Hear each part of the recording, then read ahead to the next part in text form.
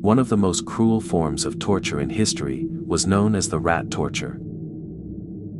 It began with the victim being stripped and tied down. A cage filled with wild, starving rats was then placed on the victim's body.